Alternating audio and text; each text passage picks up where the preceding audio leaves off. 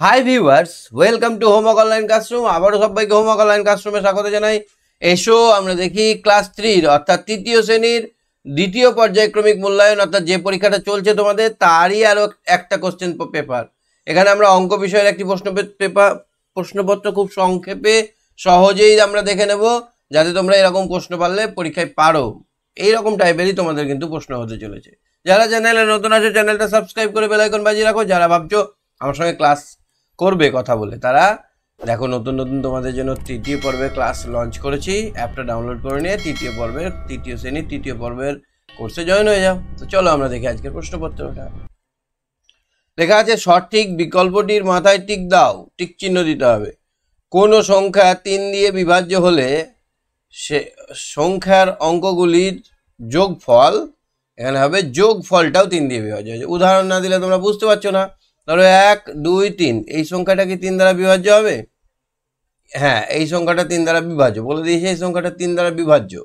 তাহলে এদের যোগফলটা কি হবে? যোগফল মানে 1 যুক্ত 2 যুক্ত 3, এটা কি 3 দ্বারা বিভাজ্য হবে?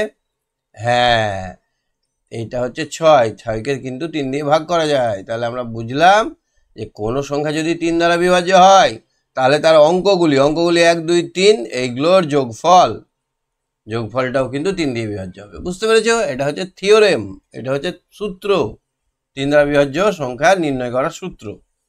কোন সংখ্যাকে 5 দিয়ে ভাগ করলে ভাগশেষ হবে 5-এর থেকে ছোট, সবসময় ভাগশেষ ছোট হয়, 4 হবে। কত হবে? 4। টিক দিয়ে দাও মাথায়।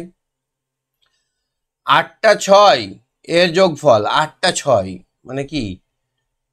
8টা 6 মানে 6 6 করে 8টা আছে এরকম। তাহলে 6 48 হয়ে গেল। আয়তাকার ছবিতে বাহুর সংখ্যা 5, 6, 4। আয়তাকার ছবি, এরকম আয়তাকার ছবিতে কটা বাহু থাকছে? 1, 2, 3, 4। তাহলে এখানে হবে 4। 5 জোড়া কলা বলতে বোঝায় 5 দুগুণে, জোড়া মানে 2 দিয়ে গুণ করতে হবে, 5 দুগুণে 10টি। 3 অঙ্কে সবচেয়ে বড় সংখ্যা 3টে নয়। এবার দেখো কোনটা কোন ছবিতে আসবে, কোন ছবিটা আঁকতে গেলে কোন চিত্রটা দরকার। তো দেখো এই ইটের ছবিটা আঁকতে গেলে আমাদের এই চিত্র দরকার, গোলাকার আঁকতে হবে বল আঁকতে গেলে, আর লুডুর ছক আঁকতে গেলে বর্গাকার আঁকতে হবে। এইটার নাম হচ্ছে বৃত্ত, এটার নাম হচ্ছে বর্গাকার, বর্গক্ষেত্র বা বর্গাকার, আর এটার নাম হচ্ছে আয়ত আকার বা আয়তক্ষেত্র। এই ছবিটা চারিদিকে ঘেরা যেটা আছে সেটাকে বলা হয় আয়তক্ষেত্র। চলো দেখি 3-এরটা নামতা সাহায্যে গুণ করো। মানে 6 5-এ 5 6, হ্যাঁ 30, 8 9 72, 7 7-এ 49। আমি চটপট পাচ্ছি, তোমরা যদি না পারো অবশ্যই মুখস্থ করো। 5 0 0। চলো 4-এরটা দেখি। যেটি সঠিক তার পাশে টিক চিহ্ন দাও, যেটি ভুল তার পাশে কাটা দাও।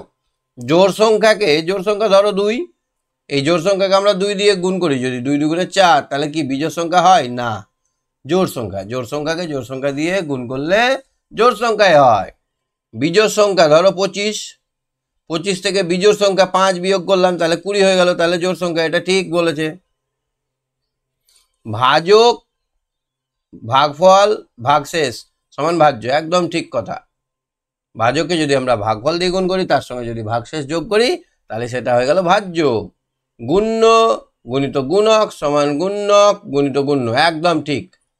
কেন আমরা 5কে যদি 2 দিয়ে গুণ করি কত হবে? 10। আবার 2কে যদি 5 দিয়ে গুণ করি তাহলেও 10 হবে। তাহলে আমরা এই যে গুণ্য আর গুণক, এটা হচ্ছে গুণ্য আর এটা হচ্ছে গুণক। তাহলে পাল্টাপাল্টি করলেও কিন্তু মানটা উত্তরটা একই হচ্ছে, তাহলে এটা ঠিক। চলো দেখো, স্থানীয় মানে সাজিয়ে গুণ করো আর একটা ভাগ করো। তাহলে 325কে আমরা লিখবো 300 যোগ 20 যোগ 5। এবার 3 দিয়ে গুণ করবো সবগুলোকে। এই ঘরটাকে গুণ করলে আমরা পাবো 3 5 15, এই ঘরটাকে গুণ করলে পাবো 3 20 60, এই ঘরটাকে গুণ করলে পাবো 900। তাহলে আমার ফাইনাল উত্তর কত হলো? 900 যোগ 60 যোগ 15, সবগুলোকে যোগ করে নিতে হবে।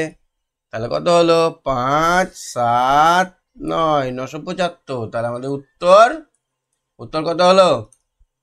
975। সুন্দর করে বুঝিয়ে উত্তরটা লিখতে হবে, ভাগ করতে হবে। তাহলে এটাকে আমরা স্থানীয় মানে বিস্তার করব কি করে? 800ই তো আছে, 800কে আমরা যদি ভেঙে লিখি 0 0 0, এই শূন্যগুলোর দরকার নেই। তাহলে 800কে আমরা 4 দিয়ে ভাগ করব সিম্পল ভাবে। তাহলে 4 দুগুণে 8, তাহলে 8 মিলে গেল, 0 নামলো। এবার 4 0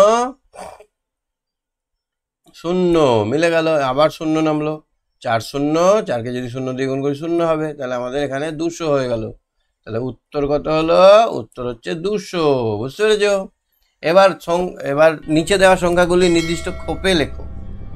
জোড় সংখ্যা কোনটা? যেখানে লাস্টে জোড় থাকবে। 2 4 6 8, জোড় মানে 0 2 4 6 4 6 8, এইগুলো থাকবে, সেগুলো হচ্ছে জোড় সংখ্যা। লাস্টে দেখো তো 8 আছে, তাহলে এটা 28, 4 আছে, এটা হবে 204। এখানে দেখো 700, শূন্য আছে দুটো, তাহলে এখানে 700টাও জোড় সংখ্যা। আর বিজোড় সংখ্যা কোনটা? 35। এই 2 4 6 8 শূন্য বাদে যেগুলো থাকবে সেটা হচ্ছে বিজোড় সংখ্যা। 119, আর একটা হচ্ছে 69। বুঝতে পেরেছো? এত দিনে কত সপ্তাহ হয়? 364 দিনে। তাহলে 364 দিনকে আমরা সপ্তাহ মানে 7 দিয়ে ভাগ করবো। এক সপ্তাহ 7 দিনে, 7 দিয়ে ভাগ করতে হবে। 4 5 5 7 কি হয়? 35 হয়। 1 4, 7 দুগুণে 14। তাহলে আমাদের উত্তর কত হলো? অতএব 364 দিন সমান 364 দিন সমান 52 সপ্তাহ। সপ্তাহ উত্তর কত হলো? 52 সপ্তাহ।